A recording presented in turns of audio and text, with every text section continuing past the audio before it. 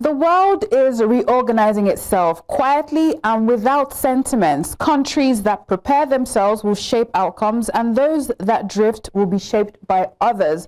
That was an excerpt from an article in this morning's Business Day paper, Medium Power, Strategic Agency and Nigeria's Place in a Fracturing World Order. And of course, questions and conversations are still trading last week's World Economic Forum 2026 annual meetings.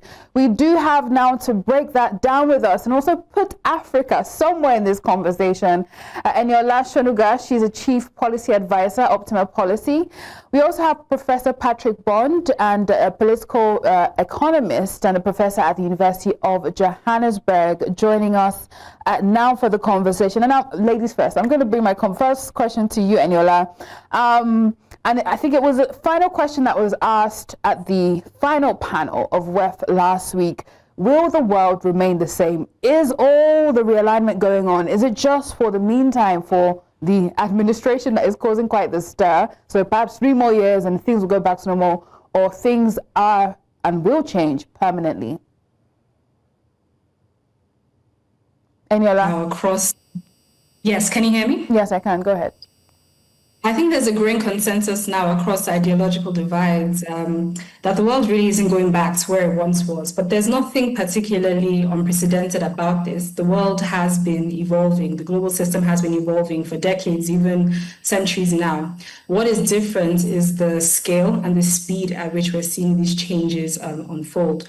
At the end of this transition, there will be winners and there will be losers, just as there were winners and losers at the end of the last transition and the last shift to the world order that we saw, which was post-World War II, with the rise of the Bretton Woods institutions. So countries really are jostling to shape this new world order, and countries who do wait this storm out might end up being losers, and the ones that are more front-footed will end up as winners. So there's a window of influence that is open now, but I think, having said that, it is important to also note that the playing field is not level. All countries are not engaging in this efforts to shape this new world order on equal footing. The last world order, the one that we're currently seeing evolving, has produced significant asymmetries, inequalities, militarily, economically, financially, technologically amongst nations. So there is a window of opportunity for countries and regions like Africa, but we do have to bear in mind that we're not all coming in on a level playing field. Interesting. And I think that has been made pretty clear. We do also have Dr. Sampson on the line, but I'm going to come to Prof now. And in your last spoke in terms of winners and losers, would you say that is the case here? Is it about, those who win, those who lose? And also, I mean, clearly stated over the last 1 week and even before then, the liberal rules-based order is ruptured. There are those who believe that it never even favored Africa in the first place. So with the calls for an emergence of a new order, do you see Africa having a say this time around? And how can she ensure that some of these new rules that are coming up will be in her favor? Is that for me, for Patrick Bond? Yeah, I think the main thing here, is that the new world order that seems to be emerging, which would have a much lower intensity U.S. and maybe Western dominance, is being disrupted as it forms by Donald Trump. And I think a little bit in contrast to Eniola, I think this is new. It's got, for example, an ideological orientation, which I would call paleo-conservative, the old Paleo Stone Age approach, that is, that isolationism and xenophobia, Islamophobia, the Afrophobia that's been so evident, in fact, in his new Board of Peace, which he wants to use to end run the United Nations. Donald Trump only had 2 African countries, Morocco and Egypt, invited. They've agreed. And I think it's in those ways that it's a last gasp effort by certain fractions of U.S. industry, the military-industrial complex, big tech around Elon Musk and his mates, as well as the fossil fuel industry, and perhaps the real estate industry, as we've seen Trump himself come from that circuit. Those are the ones that want to take advantage of this chaos. And for people in Nigeria with oil under the ground.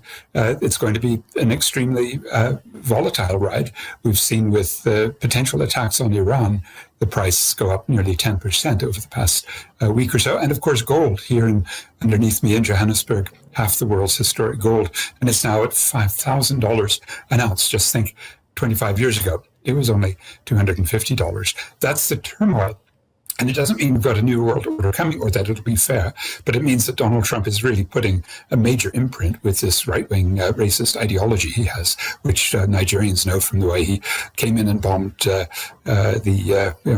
Muslims against Christians. Allegedly, we have the same debate here about Afrikaners under genocide. This is quite a maniac, as we saw in Davos this last week, where he retreated from Greenland, but he still seems on the offensive in many other sites. And you mentioned Morocco and Egypt having, agreed to join this board of peace, and I'm going to stay with you on that. Obviously, they're African nations. Is there an African consensus in any way? Does this in any way fracture that united African front in making such decisions? And what does the members, those who have agreed to join this board of peace, going through the member states, what does it say? Does it provide any indication of what that board of peace is for? Prof? Well, it will be initially to make the Riviera in the Middle East, making the Riviera of the Middle East, Jared Kushner's grand design and his PowerPoints make that job one. But, in that board of peace, there's a split in the BRICS. So we have Brazil, Russia, India, China invited in, but saying, not yet, we haven't decided. And then we've got the new BRICS that came in from the Johannesburg meeting in 2020. And the new BRICS are Egypt and UAE. And then we've had some new BRICS in the partner mode who are joining, like, Indonesia's a full BRIC. So those are, divide and conquer tactics that Trump always tries. The most revealing part of this, though, is that the Europeans also said, no, we don't want to have any part of this board of peace that is just going to be under Donald Trump's, whimsical and often tyrannical rule. And that's just not where we want to be. I think that's a healthy sign. And I hope many others that, Moroccans and Egyptian people will tell their governments this isn't a club we should be part of. Interesting. Of course, we'll be tracking to see whether that happens or not. I'm coming on to you, Dr. Sampson. How would you say Africa and perhaps even Nigeria, do you see Africa in any way and Nigeria planning for a world that may never go back to what it once was, and having a voice in such a world, or maybe even having a seat at the table? When the unraveling global order was created after Second World War, most African countries were not independent at that time. It was basically the British Empire that maybe represented, and other European empires or countries that represented Africa at the table. But now that African countries have largely come of age politically, if not economically, at least we can assert ourselves and make sure that whatever platform that is being created, whatever new global order that is being created, that Nigeria and other African countries are well represented. Because if Africa is not represented, that's a large chunk of the world that is not really captured in the global stage.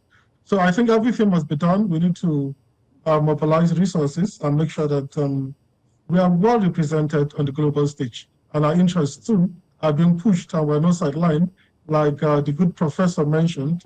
In Donald Trump's board of peace, Africa is not fully represented. Only 2 African countries, basically Arabized countries. So Sub-Saharan Africa is not represented.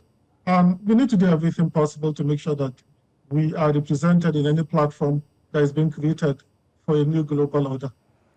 Interesting. And Nigeria and Africa has come of age economically and politically. I think those are interesting statements. Eniola, I'd like to come to you. Do you agree with that? And to also shift the conversation forward a little, there was also a panel on which we had the Minister of Foreign Affairs for South Africa. He spoke on rethinking global aid, and there were several things that were said there. And obviously there has been that conversation that Africa should no longer go bowl in hand, right, perhaps begging at these international platforms. And there should be a shift from trade, from aid, I beg your pardon, to trade, spelled TRAID. Do we see that happening? Did we see that happening in the way Africa presented itself at WEF 26?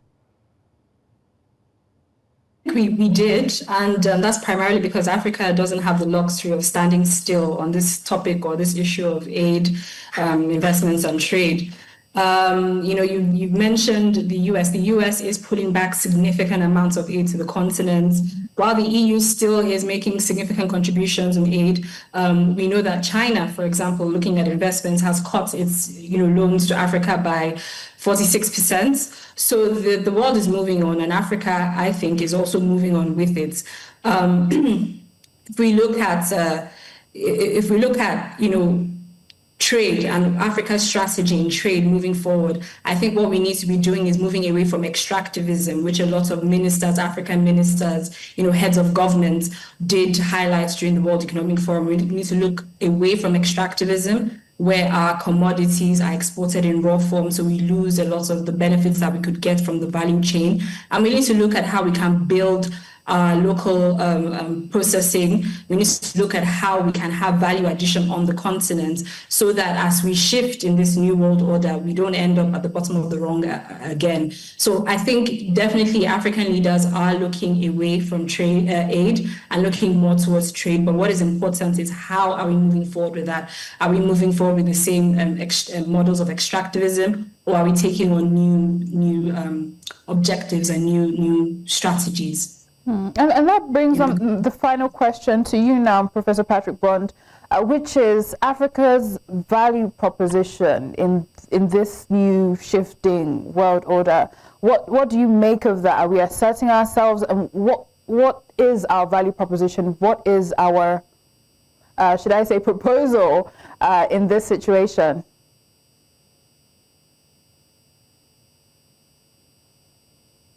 Professor? You appear muted. Truly to the neoliberal, that is.